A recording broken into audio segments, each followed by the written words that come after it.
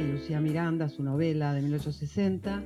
Es muy curioso, estaba revisando ese texto. A mí me interesa mucho más ella, en realidad les confieso, como periodista, creo que era lo que se llamó mucho tiempo después una periodista, una mujer comprometida, digamos, con la causa de las mujeres y con la causa de la literatura.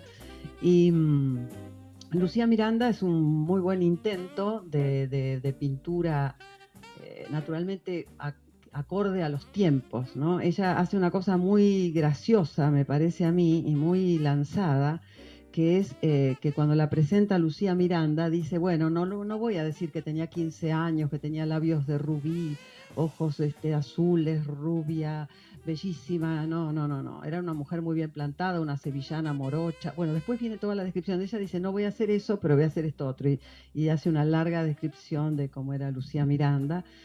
Y esa relación que se establece con los indígenas, ¿no? Con el cacique y con Siripo, su hermano, que están vistos bajo la óptica, no podía ser otra, ¿no? Es una óptica simplificada, pero lo que dijiste, tenés razón, o sea, entre líneas se ve una fuerza erótica en lo que sucede, que es bastante evidente y es bastante revulsiva, digamos, para la época, ¿no?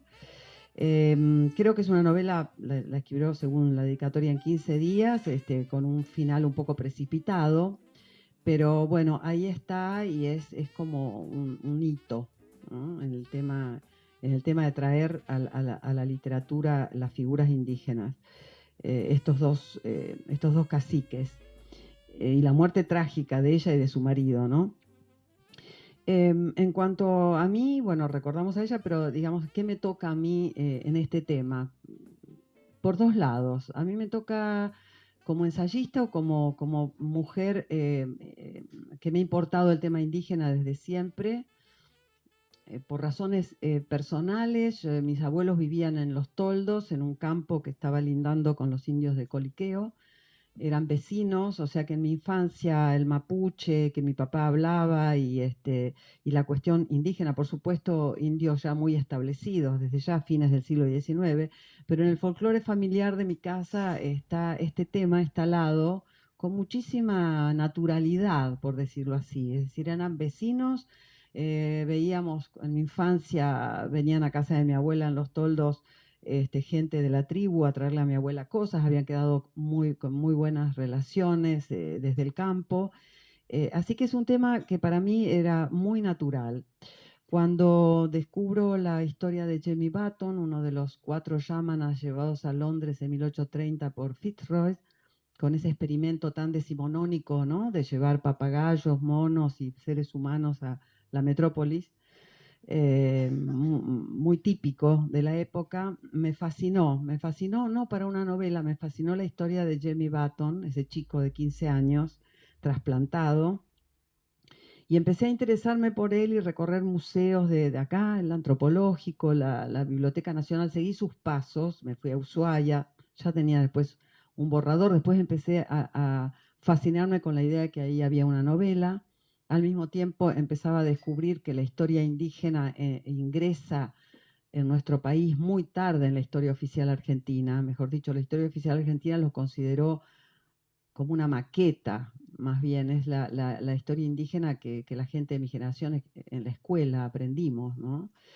Eh, Así que en el caso de la Tierra del Fuego hubo una intención muy deliberada del revisionismo de la historia oficial, atravesado por una lectura que a mí siempre me fascinó, que es la de la microhistoria de Carlo Ginzburg, acerca de los que no tienen voz, o sea, los anónimos, no los grandes héroes de la historia, no los grandes generales ni los grandes navegantes, sino aquellos que no aparecen en la historia oficial.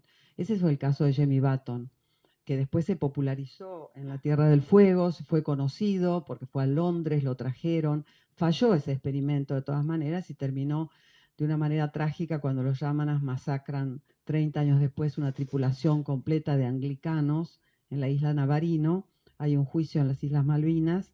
Y a mí lo que me fascinó, ya me dio el toque para que esta historia fuera una novela, es que se acusa a Jamie Button de haber sido el que lideró esa matanza, ¿no? Eso crea una revuelta tremenda en el Times de Londres. Yo tengo todos los diarios acerca de la ingratitud de este indio al que se lo había educado a la inglesa y que pagaba 30 años después de esta manera.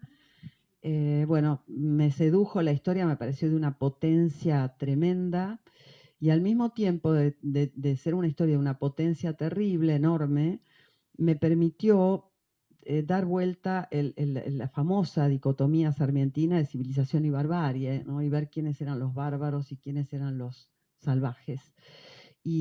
Pero esto me propuso una cuestión novelística bastante, digamos, desafiante, que era dar vuelta la mirada, porque la otredad americana siempre estuvo vista por el viajero blanco, ¿no? El europeo, como decían los indígenas, los hombres venidos del este, sin diferenciación de nacionalidad, por supuesto. Y este viaje de Jamie Button a Londres, con 3 compañeros más, que no eran todos yámanas, me permitió dar vuelta a la óptica y ver los ojos americanos cómo veían la civilización europea, ¿no? Eso me sedujo como cuestión formal literaria, ya que yo quería escribir una novela en primera persona.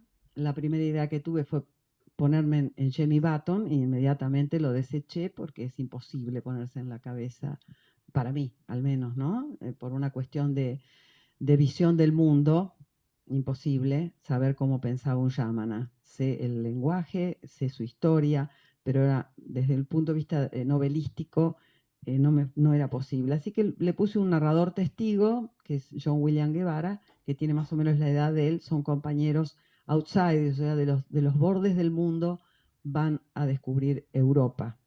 Esa por la parte ficcional, que lo dejo así porque creo que todos compartimos la idea que sería interesante después un diálogo, ¿no?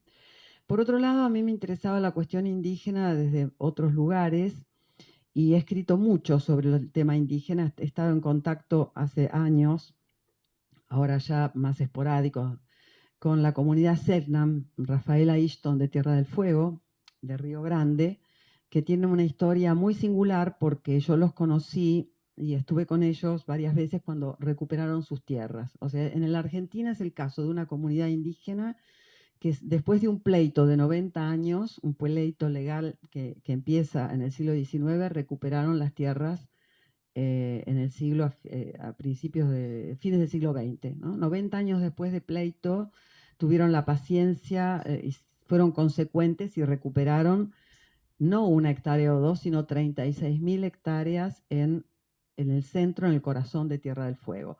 Con respecto a eso, quiero leerles una página de un largo artículo que publiqué en su momento en un suplemento Zona de Clarín, que era cuando viajé justamente a estar con ellos. Ya los conocía mucho ya de antes, pero fui justamente el día, la fecha que se les devolvió las tierras.